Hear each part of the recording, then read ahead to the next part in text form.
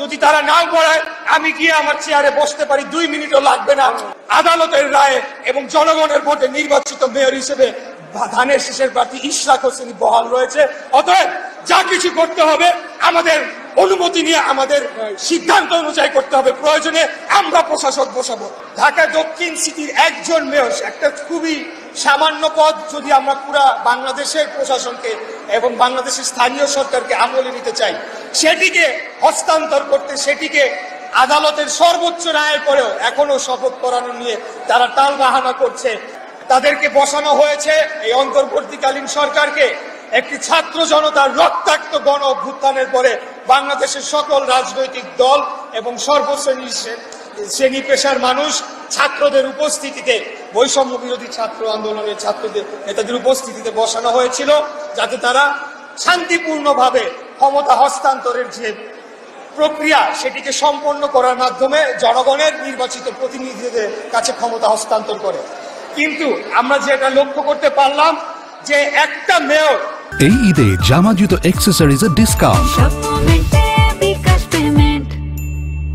ঢাকা দক্ষিণ সিটির একজন মেয়র, একটা খুবই সামান্য পদ, যদি আমরা পুরা বাংলাদেশের প্রশাসনকে এবং বাংলাদেশের স্থানীয় সরকারকে আমলে নিতে চাই, সেটিকে হস্তান্তর করতে, সেটিকে আদালতের সর্বোচ্চ রায়ের পরেও এখনো শপথ করানো নিয়ে তারা টালবাহানা করছে।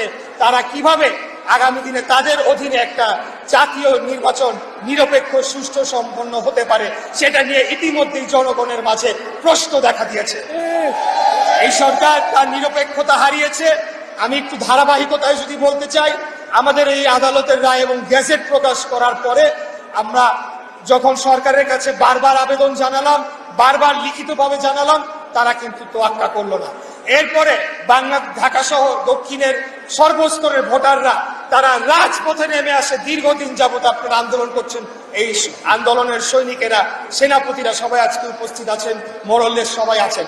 এরপরে আমরা আমাদের দাবি আদায়ে আমরা এখান থেকে বের হয়ে যমুনা ঘেরাও দিয়ে আমরা সেখানে 2 দিন অবস্থান করে যমুনা ঘেরাও দিয়েছিলাম। তখন আমরা কি দেখতে পেলাম?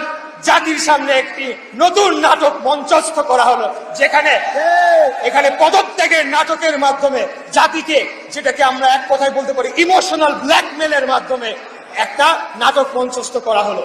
আমরা এখান থেকে স্পষ্টভাবে বলতে চাই, রাষ্ট্র পরিচালনা কোনো আবেগের বিষয় নয়। এখানে 18 কোটি মানুষের জীবনযাত্রা, জীবিকা নির্বাহ করার বিষয় রয়েছে। অতএব আবেগ দিয়ে এই রাষ্ট্র পরিচালনা যখন মন চায় নিলাম, যখন আমি একটু বেজার হলাম তখন আমি পদত্যাগ করে চলে গেলাম। এই ধরনের কর্মকাণ্ড কিন্তু আসলে জনগণের কল্যাণময় কিছু হবে না, বাংলাদেশের রাষ্ট্রকে কোনো ভালো জায়গার দিকে নিয়ে যাবে না। তাই আমরা বলতে চাই, আজকে পর্যন্ত আমাদের দল বর্তমান অন্তর্বর্তীকালীন সরকারের মাননীয় প্রধান উপদেষ্টা ডক্টর মোহাম্মদ ইউনূস সাহেবের প্রতি পূর্ণাঙ্গ আস্থা রেখেছে বিধায় গতকাল আমার দলের পক্ষ থেকে একটি প্রতিনিধি দল বৈঠক করে এসেছে এবং সেই বৈঠকে আমাদের বাংলাদেশ জাতীয়তাবাদী দলের স্থায়ী কমিটির অন্যতম সদস্য জনাব সালাউদ্দিন আহমেদ সাহেব, উনি স্পষ্ট করে আমাদের বার্তাগুলা, দাবিগুলা দিয়ে এসেছে। ইতিপূর্বে আমরা যখন যমুনা ঘেরাও দিয়ে অবস্থান করেছিলাম, তখন কি হলো, এই নাটক মঞ্চস্থ করার পরে আমাদেরকে বলা হলো যে এটার একটা সমাধান হবে এবং আমরা যাতে অন্তত জনদুর্ভোগের কথা চিন্তা করে আমরা রাজপথটা ছেড়ে দিয়েছিলাম।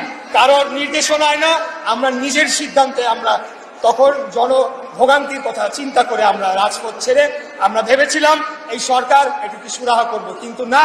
পরবর্তীতে আমরা দেখতে পেলাম যে তারা কিভাবে এই শপথ নিয়ে টালবাহানা করার মাধ্যমে তাদের যে মুখোশ সেটিকে উন্মোচিত করা হয়েছে এবং বাংলাদেশের বর্তমান অন্তর্বর্তীকালীন সরকার যে নিরপেক্ষভাবে দায়িত্ব পালন করতে পারবে আগামী জাতীয় নির্বাচনের সময়, সেই জিনিসটা শুধু প্রশ্নবিদ্ধ হয় নাই, সেটা জনগণের সামনে প্রতিষ্ঠিত হয়েছে যে এই বর্তমান উপদেষ্টা পরিষদ দিয়ে সেটি অর্জন করা কোনোভাবেই সম্ভব নয়।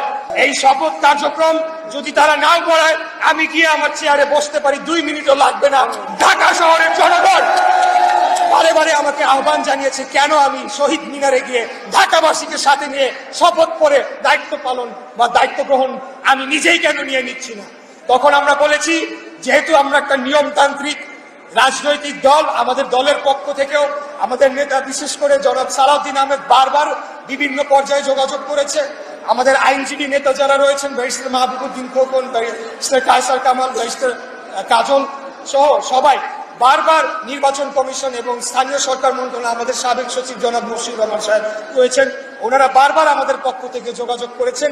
কারণ আমরা নিয়মতান্ত্রিক রাষ্ট্র পরিচালনায় বিশ্বাসী। আমরা চাই না কোনো ধরনের একটা বাজে উদাহরণ সৃষ্টি হোক।